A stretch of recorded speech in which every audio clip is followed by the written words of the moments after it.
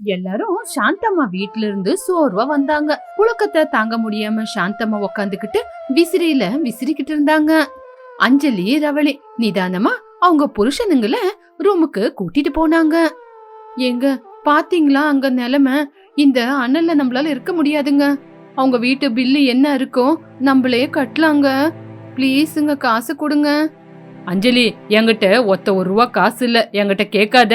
2000 ரூபா அப்படின்னா நான் எங்க இருந்து கொண்டு வர்றது? ரவீன், உங்ககிட்ட இருந்தா நீங்களாவது கொடுங்க.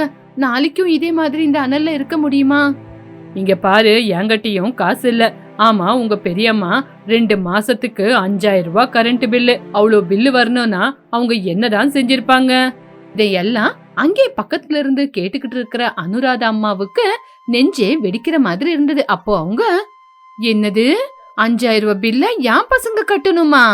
விசிறிலேயே முடிகிற இந்த விஷயத்துக்கு 5000 ரூபாவா? ஐயோ, என் பசங்க அவங்க கேட்டாங்கன்னு 5000 ரூபாவை தூக்கி கொடுத்துட்டா அதுக்கப்புறம் என் சிக்கனம் அதோ கதியாதான் போயிடும்.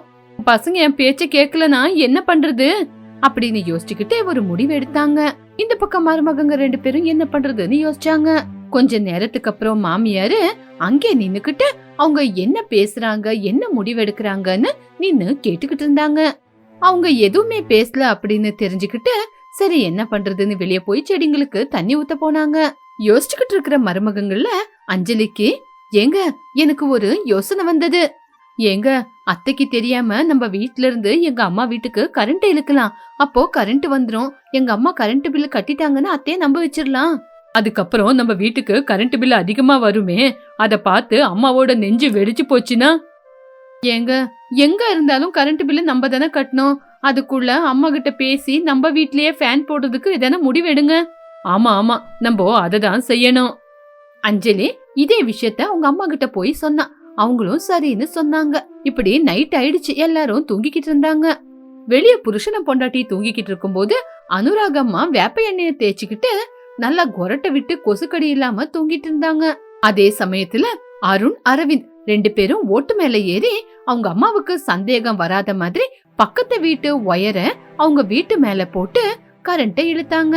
சாந்தம்மா வீட்ல ஏசி ஆன் ஆன உடனே அஞ்சலி ரவளி ரொம்ப சந்தோஷப்பட்டாங்க. அப்பா, இன்னைக்கு ஒரு நைட்டு முடிஞ்சு போனா போதும். நாளைக்கு காலையிலேயே பெரியம்மா போய் கரண்ட் பில்லு கட்டிட்டாங்கன்னு மாமியார்கிட்ட போய் சொல்லி இங்கே வந்து தங்கிடலாம். மறுநாள் காலையில அனுராதம்மா எந்திரிச்ச உடனே உள்ள வந்து உக்காந்துக்கிட்டு விசிறி எடுத்து விசிறிக்கிட்டு இருந்தாங்க. இப்போ சாந்தம்மா நிதானமா அனுராதம்மாவை பாக்கலான்னு வந்தாங்க. என்ன அனுராதா, காலையில எந்திரிச்ச உடனே விசிறில விசிறிக்கிட்டே உக்காந்துருக்க? சரி வாங்க வாங்க, எங்க வீட்டுக்கு போலாம். நான் கரண்ட் பில்லு 5000 ரூபாவை கட்டிட்டு வந்து அந்த ஒயர்மேனை கூட்டிட்டு வந்து கரண்ட் போட்டுட்டேன். சரி எங்க வீட்டுக்கு கிளம்புங்க. அனுராதம்மா அந்த வார்த்தையை கேட்டு ஒரே தடவை ஆச்சரியப்பட்டு நின்னாங்க. என்னது, அந்த 5000 ரூபாவை ஒரே தடவை கட்டிட்டியா? அவ்வளோ காசு எங்க இருந்த நீ? உனக்கு என்கிட்ட பொய் சொல்றியா? நேத்து தானே 1 ரூபா இல்லன்னு சொன்னேன். என்ன நீ பண்றது? கடன் குடுக்கறவங்க ஏகப்பட்ட பேர் இருக்காங்க. என் பசங்க இந்த சூட்டுல கஷ்டப்படுறது என்னால பார்க்க முடியல. அதனாலதான் கடன் வாங்கி கட்டிட்டு வந்தேன். சரி சரி வாங்க வாங்க, சில்லுன்னு ஏசில போய் உக்காரலாம்.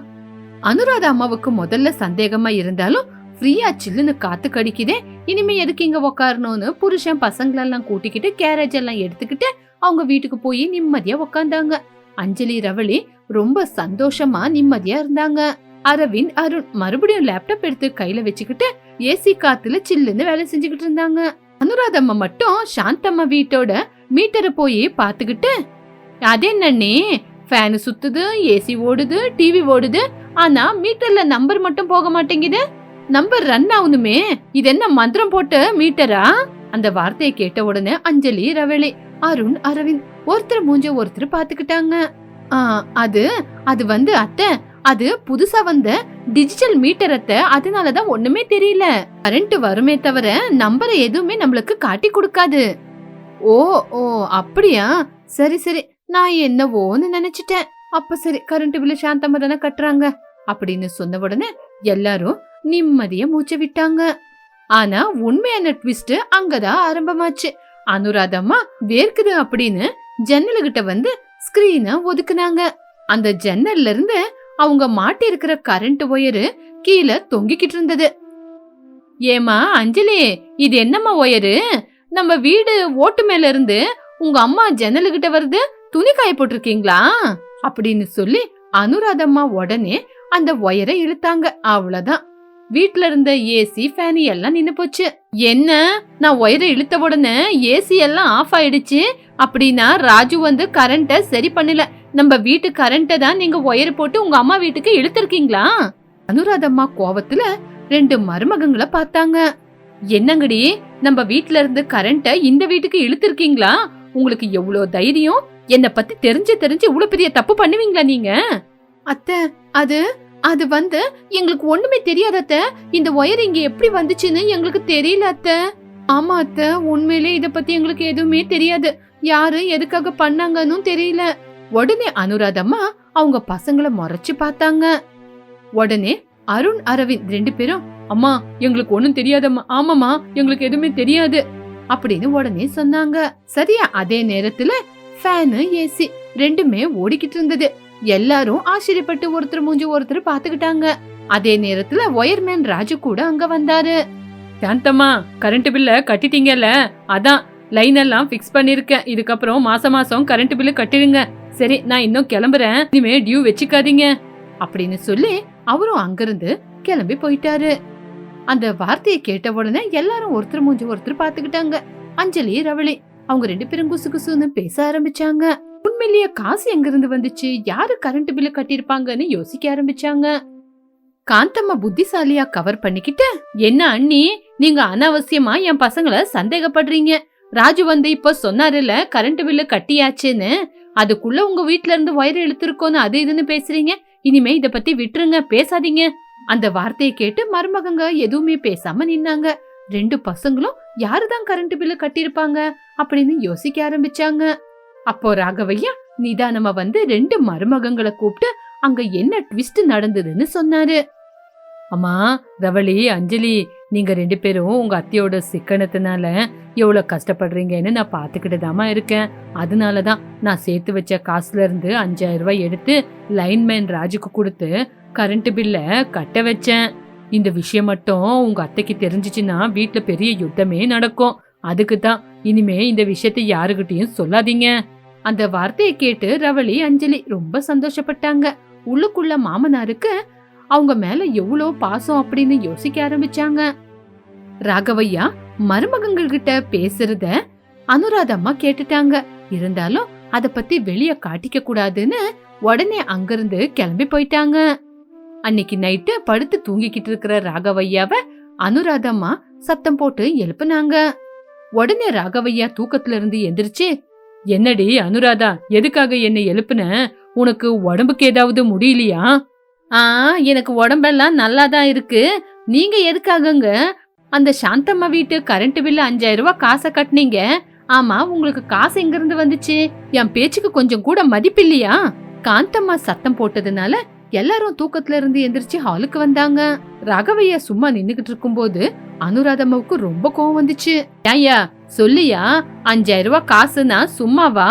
இது 5 மாசமா நான் சேர்த்து வைக்கிற காசு அப்படின்னு வாய்க்கு வந்த மாதிரி பேசுறத பார்த்து சாந்தம்மாவுக்கு ரொம்ப கஷ்டமாயிடுச்சு.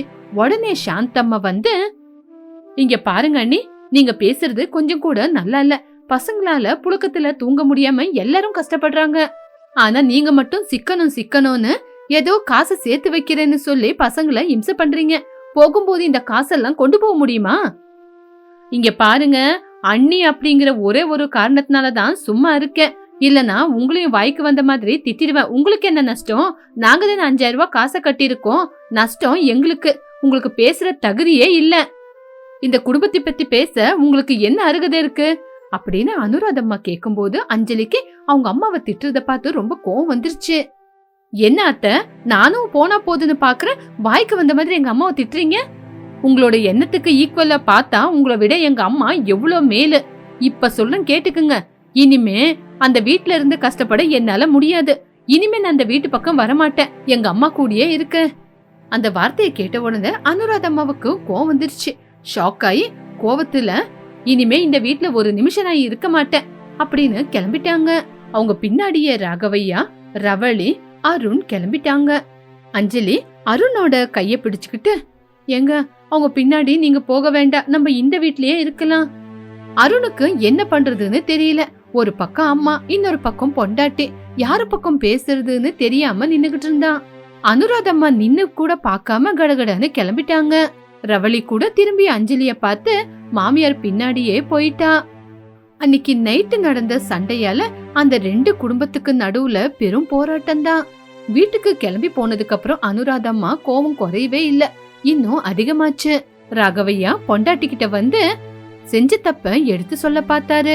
அனுராதா, இது எல்லாத்துக்கும் முக்கியமான காரணமே நீதான்.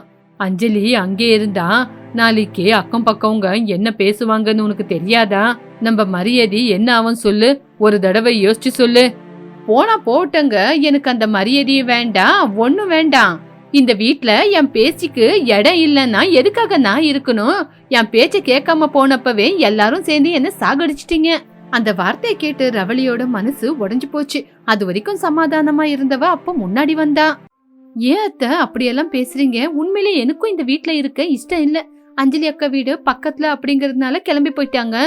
என் ஊரு ரொம்ப தூரமா இருக்குன்னு என்னால போக முடியாம இங்கே இருக்கிற நிலைமை வந்திருக்கு. நாங்க எவ்வளவு நரக வேதனை அனுபவிக்கிறோம்னு உங்களுக்கு தெரியுதா இல்லையா?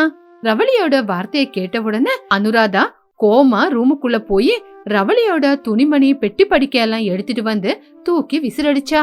இந்த வீட்ல இருக்க நரகமா இருந்தா நீ எதுக்கு இந்த வீட்ல இருக்க? பெட்டி படிக்கையெல்லாம் எடுத்துட்டு உடனே வீட்டை விட்டு வெளியே போ. அத பார்த்து ரவளி எதுவுமே பேசாம கண்ணீர் விட்டுக்கிட்டு இருந்தா. ரவளி தன்னோட புருஷனான அரவிந்த பார்த்து கண்ணீர் விட்டுக்கிட்டு, எங்க பாத்தீங்களா உங்க அம்மா எப்படி பேசுறாங்கன்னு? இப்படியே பிஸ்னாரியா இருந்தா அவங்க என்ன சாதிக்க போறாங்கன்னு நானே பாக்குறேன். நான் கூட அஞ்சலி அக்கா வீட்டுக்கே போறேன். அங்க இருக்கிற பெரியம்மா என்ன அவங்க பொண்ணை பாத்துக்கிற மாதிரி பாக்குவாங்க. நீங்க என் கூட வந்தா வாங்க, வராட்டி இங்கே கடங்க. அரவிந்த் அவங்க அம்மாவை திரும்பி பார்த்தான். அவங்க அம்மா கோவத்தோட அவனை முறைச்சுக்கிட்டு நின்னுகிட்டு இருந்தாங்க. தன்னோட பொண்டாட்டி படுற கஷ்டத்தை தாங்க முடியாம அரவிந்த் கூட அவன் பொண்டாட்டி ரவளி எடுத்த முடிவு போல அவங்க எல்லாருமே சேர்ந்து அஞ்சலி வீட்டுக்கே வந்துட்டாங்க. அங்க நடந்த விஷயத்த பத்தி அஞ்சலிக்கு எடுத்து சொன்னாங்க. பரவாயில்ல ரவளி, நம்ம எல்லாரும் இங்கே இருக்கலாம். அத்தை ஒரு நாள் இல்லைன்னா ஒரு நாள் நம்மள புரிஞ்சுக்கிட்டு மனசு மாதிரி இங்க வருவாங்க. இல்லனா கூட வேண்டாம், இதுதான் நம்மளோட முடிவு. எல்லாரும் சேர்ந்து சாந்தம்மா வீட்டுல இருக்கிறதுனால அந்த வீடு பண்டிகை கோலாகலமா இருந்தது.